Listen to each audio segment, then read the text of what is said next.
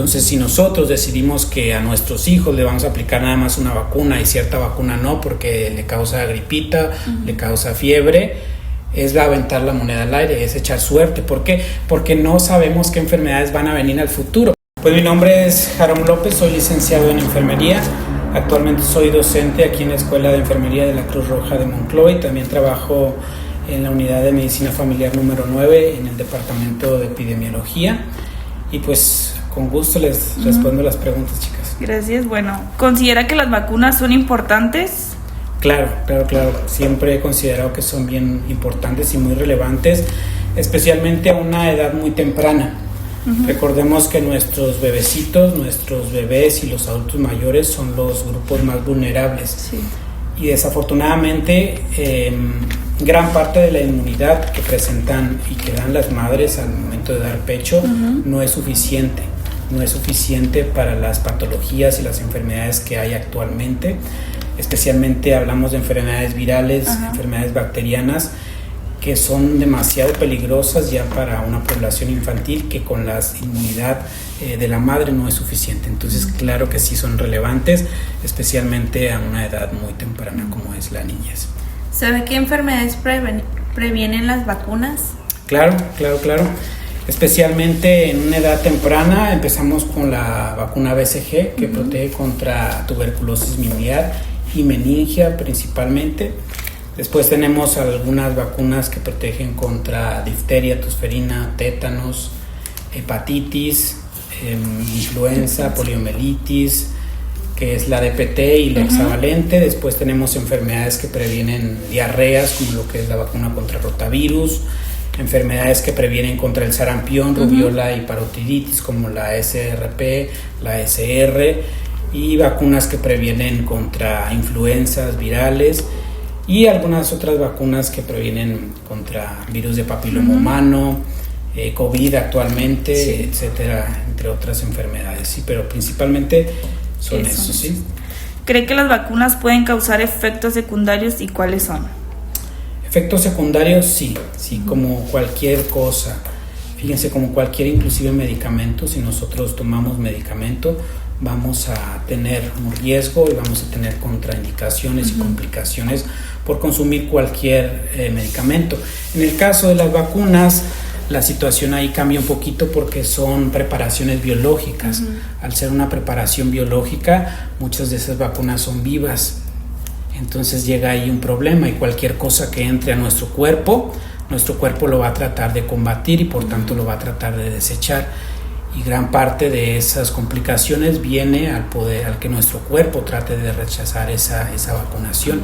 Entonces sí, siempre va a haber complicaciones por ese rechazo. Pero bueno, es parte de la vacunación, ¿sí? ¿Piensa que las vacunas son seguras y por qué?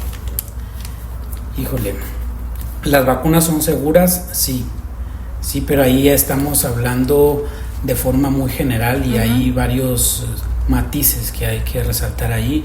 La vacunación es segura porque están bajo vigilancia de laboratorios estrictos. Y si se lleva un protocolo de vacunación desde que está en una red de frío hasta el proceso de vacunación y se hace de forma estandarizada, claro que la vacunación es segura. Si hablamos nosotros de que la vacuna puede causar algún problema, alguna enfermedad inesperada, a casos muy específicos de población también corre riesgo. Entonces, hay un contra, sí. Sin embargo, yo siempre les he dicho que es mejor el costo, valoremos el costo-beneficio. Y yo creo que ahí el beneficio va a abarcar mucho más que el costo, porque la población que se está protegiendo va a ser mucho más que a esa persona que se esté enfermando de tal reacción o de tal problema supuestamente atribuido a la vacunación. Entonces, si yo voy a preferir que se diezme la población porque va a tener una persona de entre 1 millón de personas esa patología, pues no, yo prefiero que toda mi población esté cubierta a que una persona presente eso. Ahora no significa que esa persona va a estar descuidada y que se va a ocultar esa información o que no se le va a atender a esa persona, porque es una persona y se tiene que tratar de forma correcta. Entonces sí, la vacunación es segura, pero también tiene complicaciones y hay que ver esas complicaciones y tratar que sean minoritarias. Ok. ¿Para qué cree que sirven las vacunas? Obviamente sirven para proteger enfermedades transmisibles, ¿sí? Para proteger de enfermedades transmisibles.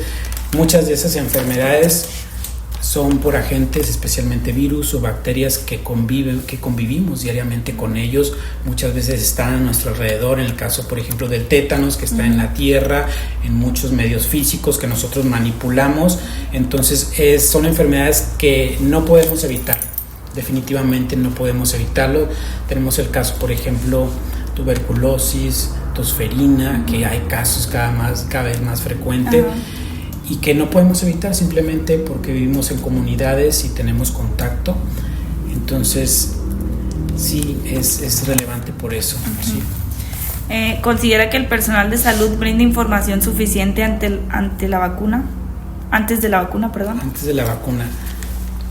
Fíjese, es un trabajo que tenemos que mejorar bastante. Tenemos mucho que mejorar por algunas situaciones, entre las que se me ocurren ahorita. Es el número de la población que tenemos, especialmente si nosotros estamos hablando de un sector público, la demanda de vacunación y la demanda de lo que son los enfermeros o los módulos de preventiva son muy pocos.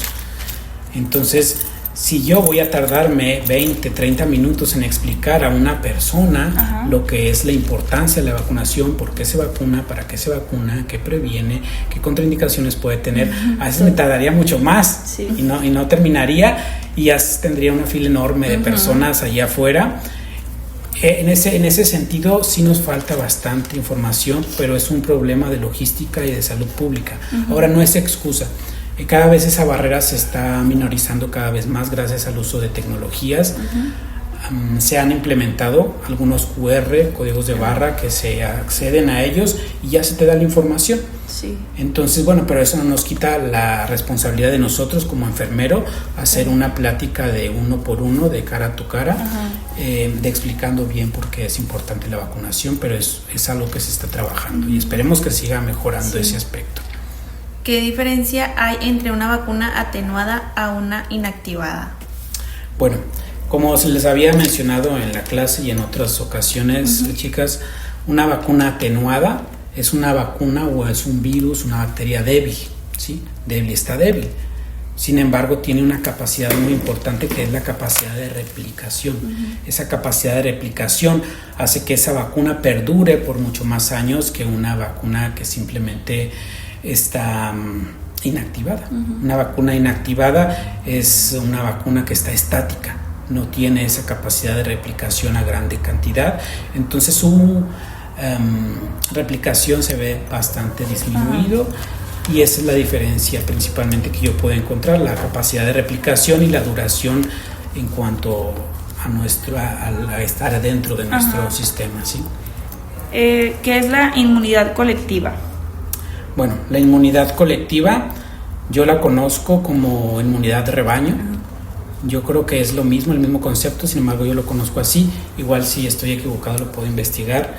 Sin embargo, una inmunidad rebaño o colectiva hace referencia a la protección de una población por el hecho de estar la mayoría de la población o gran porcentaje de la población ya inoculado o protegido por medio de vacunación. Entonces, aún las personas que no estén vacunadas o no quieran vacunarse no corren ningún riesgo de padecer dicha enfermedad por el hecho de que el porcentaje de población que decidió vacunarse es mucho mayor y la enfermedad se para, ¿sí? No entra en esa población. Entonces tiene muchos beneficios. Siguiente pregunta. ¿Cuáles son los principales retos para lograr una cobertura de vacunación adecuada? Híjole, pues yo creo que es la comunicación y la buena información. Ahorita en redes sociales hay mucha desinformación, mucha desinformación. Y el problema de eso es que cada quien se cree dueño o se cree experto en tema cuando no lo es. Ese es el verdadero problema o reto que podemos encontrar ahorita. Ven una publicación en Facebook, un video en TikTok o en cualquier red social y se lo van a creer. Se lo van a creer a menos que se tengan informados. pero cómo nosotros como profesionales de la salud vamos a combatir una ola de desinformación si nuestro alcance es muy escaso. Entonces yo creo que ahorita el mayor desafío es la desinformación y el miedo a el hecho de que haya muchas personas antivacunas, el hecho de que haya muchas personas, se podría decir, vulnerables a la desinformación por falta de educación. Creerse mitos, creerse o estar en un estado muy esotérico de lo que es la vacunación o el propósito que nosotros queremos para la población o lo que el gobierno inclusive quiere para la población, muchas veces se tergiversa por planes políticos o intereses personales, sociales, económicos de personas que no quieren hacer beneficio a la población. Pero yo creo el reto principal ahorita es la desinformación y la falta de compromiso. Sí. Okay. La siguiente pregunta es, ¿quiénes deben aplicar las vacunas? Enfermería hace trabajo domiciliario. Hay enfermeros que van casa por casa revisando el esquema de vacunación y aplicando las vacunas que les corresponden a cada niño. Obviamente eso no lo hace un médico por falta de médicos. Obviamente nosotros tenemos esa capacidad y somos la fuerza principal para poder dar cobertura a toda esa población infantil especialmente. ¿Ha tenido alguna experiencia negativa con la vacunación infantil? Con la vacunación infantil en sí, en cuanto a vacunación propiamente, afortunadamente no he tenido alguna persona que haya estado hospitalizado grave o que haya fallecido inclusive por el hecho de vacunación. Sí hay eventos atribuidos a la vacunación, como lo que son abscesos muy grandes por una mala práctica. Inclusive he visto que algunos enfermeros han aplicado 2 veces una misma vacuna a una misma persona en un mismo tiempo, que esas son pues obviamente descuidos del personal o descuidos inclusive me ha tocado de familiares que los bebecitos meten la mano en el RPBI y cosas así, pero propiamente de la vacunación al menos a mí no me ha tocado. ¿Sí? ¿Conoce alguna contraindicación para aplicar vacunas?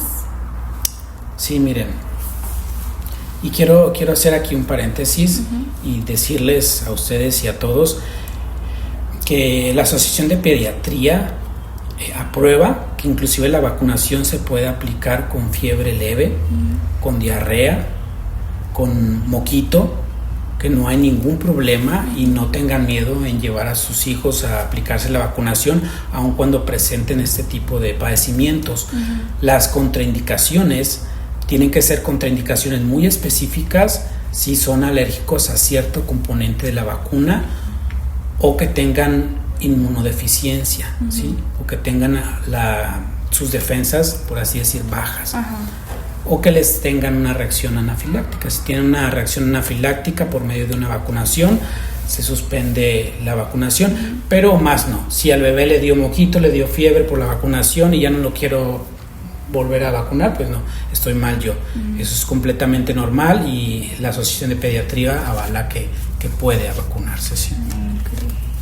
Bueno, y ya por último, ¿qué opina sobre la importancia de cumplir con el esquema de vacunación infantil? Es bastante relevante, chicas. Miren, un esquema incompleto yo siempre lo he visto como aventar la moneda al aire, ¿sí? Echar suerte. Si nosotros aventamos una moneda al aire, esperemos que caiga cara o cruz, es cuestión de suerte. Entonces, si nosotros decidimos que a nuestros hijos le vamos a aplicar nada más una vacuna y cierta vacuna no, porque le causa gripita, le causa fiebre, es aventar la moneda al aire, es echar suerte. ¿Por qué? Porque no sabemos qué enfermedades van a venir al futuro. Por ejemplo, el caso del sarampión. Hace poco llegó una oleada de temor de decir sarampión y todos estaban buscando la vacuna de sarampión, pero la vacuna de sarampión es parte del esquema nacional de salud. O sea, se supone que un niño tiene que tener ya ese esquema. Entonces, un niño que tiene ese esquema no siente ese temor, o los padres no sienten ese temor y esa ansiedad de que tengo que vacunar a mi hijo porque viene la oleada de sarampión. Es a lo que me refiero. Si nosotros prevemos todo eso, vamos a tener una seguridad de que nuestros hijos van a estar cubiertos de dichas enfermedades. Ahora otra cosa que quiero decir aquí, que las vacunas no previenen enfermedades al 100%. O sea, si yo me vacuno de tal vacuna, por ejemplo, influenza, COVID, hepatitis, no me exime ni me aísla de padecer nunca esa enfermedad, sino va a menorar la carga y nuestro cuerpo va a poder combatirla de una forma más eficiente, que si no la tuviéramos. Sí. Bueno, sería todo, profe. Muchas gracias. A ustedes. Ahora sí lo guardaron.